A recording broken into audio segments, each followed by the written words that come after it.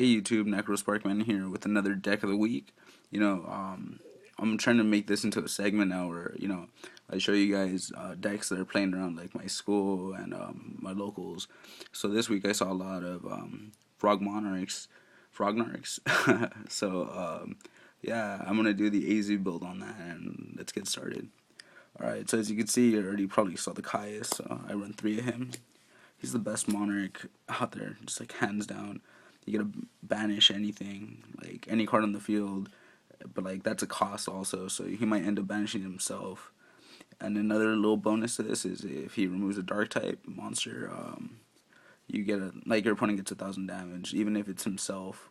So it's pretty good, and it really removes stupid monsters. All right, up next we got 2 Mobius. He's really good. He's a 24 beat, and he's just back row hate. He pops 2 cards in the back, and that gets over a lot of stuff a lot of the time. And up next, I ran the Fire Monarch. I don't know how to pronounce his name, and I don't even want to try. Generic stats, 6 stars, 24 beat, just like all the Monarchs. I ran him over Ryza because I rather snatch up the hand than just spin. And with 3 Caiuses, I don't think I need the Ryza, so I think I should be fine. Up next, I got the Plague. Like I said earlier, all the Monarchs are 6 stars, so I could sync from to 8 very easily. I could go Scrap Dragon all the time in this deck, so I really like it. Up next, we have the hero engine, Stratos. Of course, he searches out my Destiny heroes, and he's an 18 bit himself, so he's just really good. Plus hero, of course, so I get a poly for the easy. Up next, 2 Diamond Dudes.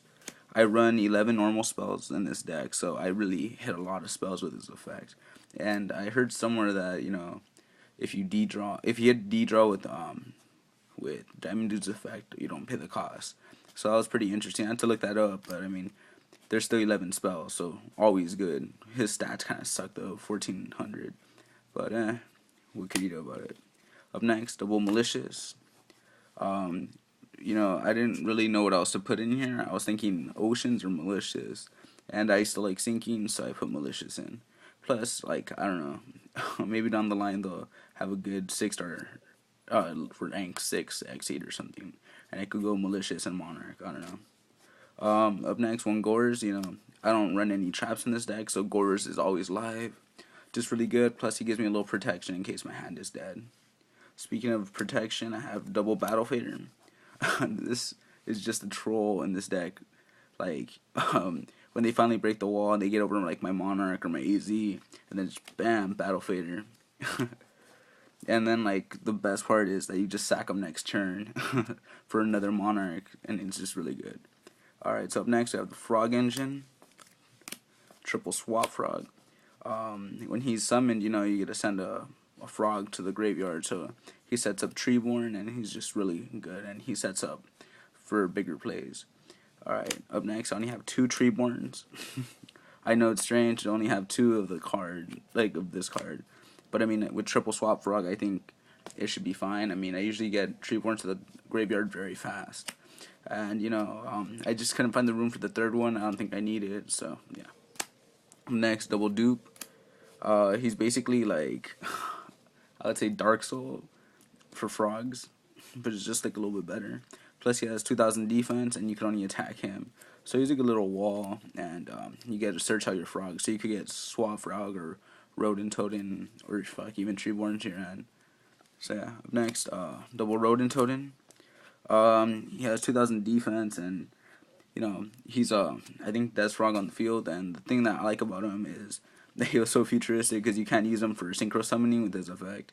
His effect, you banish 1 frog and you get a special summon him. So since you can't sync with them, you just overlay, and it's really handy. And I just think it's really funny how the card text is so similar to the cards you see nowadays. All right, so that's pretty much the end of the monsters. And like up next, I have the spells. So double Soul Exchange. Really good card. You sack your opponent's monsters for your Monarch, and hell, if I don't have a Monarch in hand, I'll use Mally. So like yeah, your beater just got ate up and sacked from my Mally. Up next, I got a double Poly for the AZ. I couldn't find room for the 3rd one, and with 5 heroes, I don't really think I could fit 3 Polys into this. Up next, double D-Draw. You pitch one Destiny hero, draw 2 cards, so great with Diamond Dude if he's dead in your hand, or Mally who gets really dead in hands.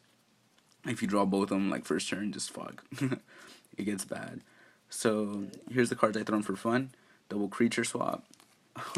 Your Treeborn comes back and you just swap it for their monster. And then the 2 enemy controllers. What a lot of people do is they sack the Treeborn during the standby phase. They chain it with enemy controller. So Treeborn still comes back and they get your monster for the turn. So it's really good. Smashing Ground, just to get over the stupid monsters. And Book of Moon, just to flip it face down. Most people don't play defense this format, so it's really handy. And it's like the Monarchs are 24, so I mean that's not the greatest, especially if their monsters like at 25. It might be a little hard to get over them with just the Monarch. So Book of Moon and Smashing Ground really help. And then more back row hate with the double MST. I run 2 just because like warnings will kill me. And then 1 Dark Hole and Reborn. Just generic stuff. Alright, that's pretty much the deck. I mean, the concept is pretty easy. It's very noob friendly. And I think that's why a lot of people started playing it. Alright, for the extra deck though, let's go. We have double AZ. Of course, you know, I really like AZ. He was my favorite hero, you know, and like heroes got a lot of hype when this card came out. He bumps up. He's at 25, but he bumps up 500 for each water attribute monster except himself. So he could get up to like 35 pretty easily and just run over anything else. I wish I could get a third one, but you know, there's not enough room. Alright, and then I have Utopia for like Stratos and Diamond Dude when they're on the field together, and just overlay for Utopia. It doesn't happen often, but I mean, I have them just in case. And in most scenarios, I'll just use Blade Armor instead. So that's how come I have it in here. I mean, my friend told me, he's like, you basically do the same damage using Blade Armor's effect, but I still like it though, because it's at 22, so at the end phase it's better. Alright, then Gotchi for the Rodent Totem. Only run 1 because I don't like getting rid of my Treeborn, so the only one I usually get rid of is Dupe Frog. So, I mean, you could fit a second one in here, I just prefer to run 1. And then up next, like, that's pretty much all the stuff I really use, just these 5 cards. I always go into this every single game. And then here's the stuff I threw in for fun. Just the Red Dragon Archfiend, 1 Stardust only. I mean, why have 2? It's pointless. Black Rose Dragon, Orient, just in case it comes out. I never go into Ancient Fairy, but it's there. Catastor, I actually go into them a lot. With Monster Reborn. Mistworm, and then my favorite, Scrap Dragon, and Gaia. Yeah, pretty generic synchro stuff, but I mean, yeah. The Blade Armor and Gotchi usually put in most of the work. Alright guys, that's my video. Comment, rate, subscribe, and I hope to like keep you guys posted every week, if not every other week, with new decks that I feel are meta in my area. Thanks guys.